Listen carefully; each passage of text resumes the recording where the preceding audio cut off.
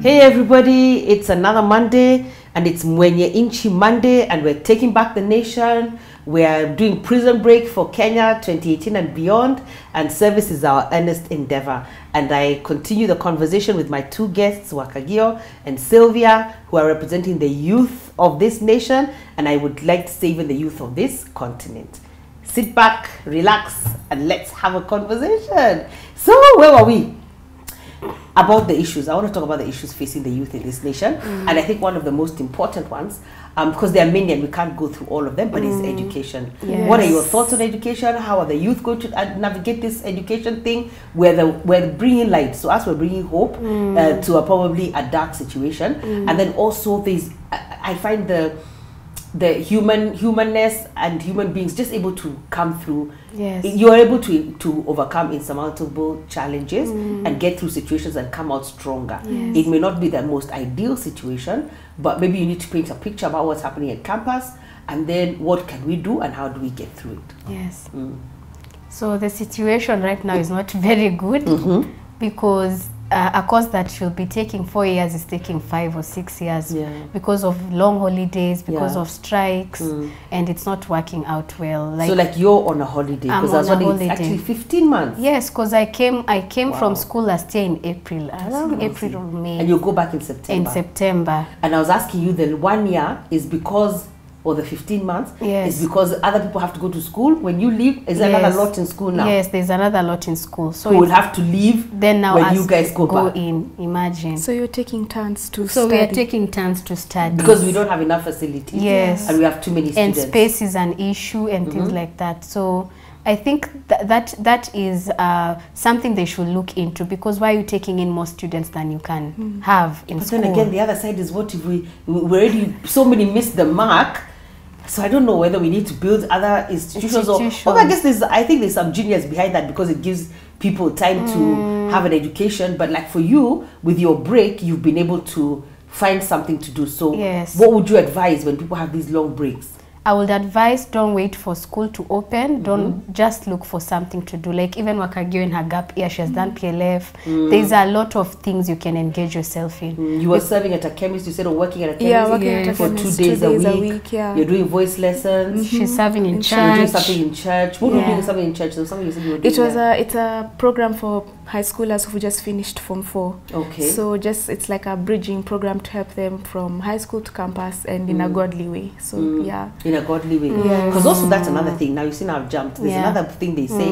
A lot of people would be in CU, Christian Union, throughout high school. Hey, I don't know whether it's the reality of campus or it's the excitement of campus. Most people lose their religion right there. We lose their salvation, lose their knowledge of God. Why do you think that happens?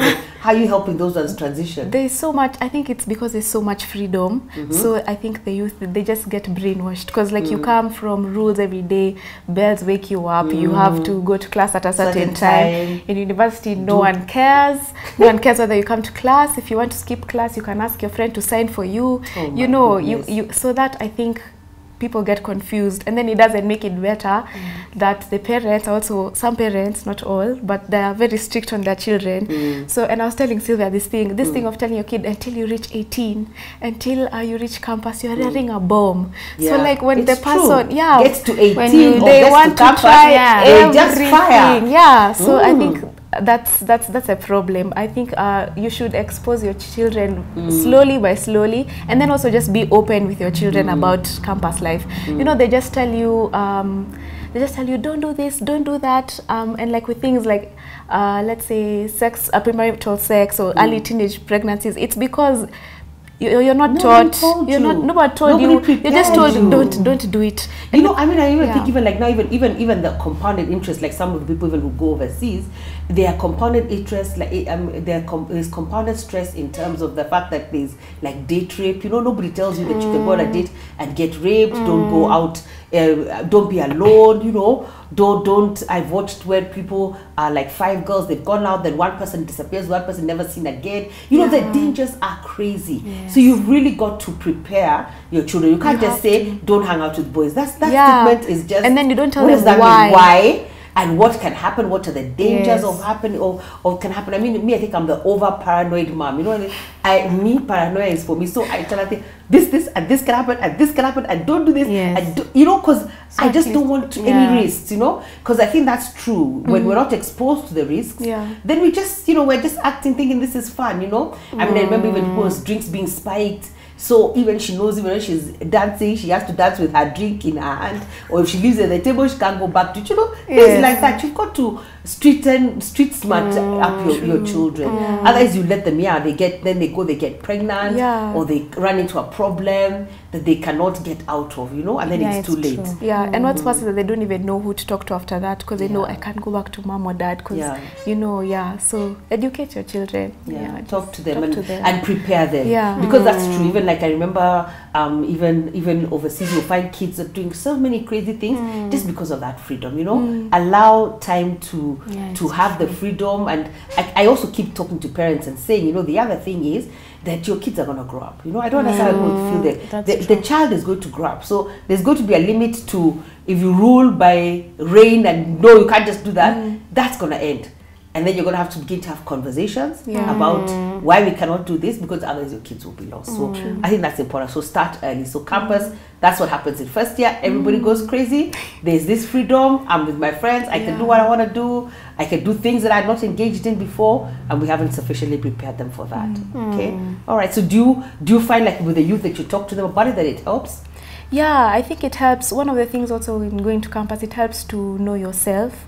Just taking time to know what you stand for, so that when you go into campus, you're not just you just don't sway with all the crowds, because that people get lost because of that. So for me, the youth, in fact, who usually make it in campus, they know what they've come to do. So I mean, that's true. Yeah, they know what they've come to do. And especially for me, who's doing a medical course, there are some things, like if you're doing pharmacy, medicine, you don't have time to joke around like you know, other people who have more time. So you need to know yourself. Know yourself, know what you came to do. I remember the best statement for Althea. I remember people used to say, she used to say that, you know me, I came here to study. I was like, thank you, Jesus. That's a good statement for my, because so they used to refer to her to that. You know, Althea came here to study. Yeah, because I think that's important. What have you come here to do? You know, and what maybe you teach them values. What values do you inculcate into your life that are going to propel you going forward? And I think another one, I don't know whether it's true for her, but I think also when you're looking at people,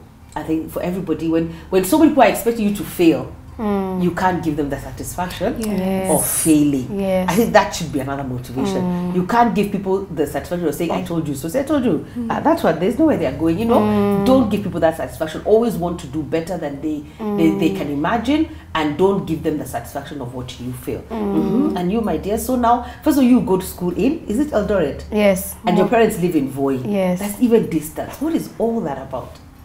How do you navigate that? And when you get to campus, you see, before campus, we'd have everything on campus. Do you live on campus? Do you live away from campus? I live in campus, but in a residential hall. Yes. So how do you arrange that? Is that all arranged for you? No, you have to go look for a house yourself. Hustle. It's all about hustling. So you go look for a house, secure a house, pay the house, then now you... Even, it's a hassle, ma'am, because you also have to buy things for the house now, because it's not provided. And what do you do, like now, this long holiday with those things? With those, there's somewhere where we leave them and keep them, then you pay per month. Wow. Yeah. It's quite an expense, huh? It is. Oh my goodness. It is. Wow. And I think, ma'am, another thing that parents need to do is they should let their children be able to choose what they want to go and do in campus. Yes. Because you see, you can't live out through our lives through our children. Yeah, another crowd that is in campus and is lost is because they were there being forced. You've been told, go and do this, maybe because the family is doctors, so everyone wants you to go and do medicine. Or what has money. Yeah, or what has money. But you want to do something like music, you want to do something like arts, but them they're like, that is not a prestigious cause. So we have people who are there, but they hate what they are doing in the first place. So there's zero motivation, attendance of classes zero. You don't feel like you need to do anything there. That's why we engage in drugs. And that can lead to depression. Yeah, you get depression. Because yes. I can imagine trying to do something every day that you don't like. Although there are a lot of people, also adults, who do things that they don't like to do every day, but they have no choice but to engage in them. But I think that's sad for campus. Yes, So we can't choose what our kids are going to learn. We've got to let them decide what they want to do. And you see, there's something that I was taught, that it upsets also the ecosystem of God. Yes. God has an ecosystem. He knows who's going to be a doctor, who's going to be a pilot, who's going to be the pastor, everybody is a balance. Role, there's a balance. So we upset that whole balance. But actually, I can imagine how on an individual that would be, especially a young person, that would be a serious weight. Yeah, and when you think of the impact now, even generationally, that's why we have many quacks in the marketplace, or people who don't care, doctors who don't care about what is happening. Or like nurses, sometimes I ask people, why who don't care? You know, like I was in the hospitality and the service industry, but I love serving people, you know, so it's a passion. So sometimes I always, when I find them, I say, why are you doing this if this is what you like to do? But now that explains it, you know. We can't look at what is making money, and that's very important, because we're taking back the nation. So taking back the nation means, first of all, we give our children the choice of what they want to study, make them study the right thing, prepare them for the campus experience and the freedom experience, actually prepare them for adulthood, you know. We can't just get away with these blanket statements of, no, it's because I said you have to do it, you do it, but we're not even giving you, I just feel like we're not giving you the tools to engage in life. So when I send you to campus and I'm not prepared you adequately for life, then you run into a problem. Now I have to start dealing with that problem. And that problem also pushes your life back, you know. So I think that's a good message out there for both the parents, and the message for to prepare our children. We've got to prepare the youth for life, you know. And we can't just give I don't know what to say, small, we're not giving depth. I think that's the word. We're not giving depth into the reasons why. Why am I telling you not to drink? Why am I telling you not to have sex before marriage? Why am I telling you this could be a danger? We've got to give depth. We've got to give value. We've got to give meaning, because we have to give them a chance. We have to give them a fighting chance out there. And you see, I like the way Wakagio put it, because if you go there and you find there's a problem, now you're back. It takes you 10 steps backwards instead of just moving forward, and by explaining what we need to do. So you're watching Mwenyenchi Monday. I'm here with Wakagio and Sylvia, having a conversation around what we need to do and how we need to prepare our youth. And we'll be back. Bye. Bye. Bye-bye.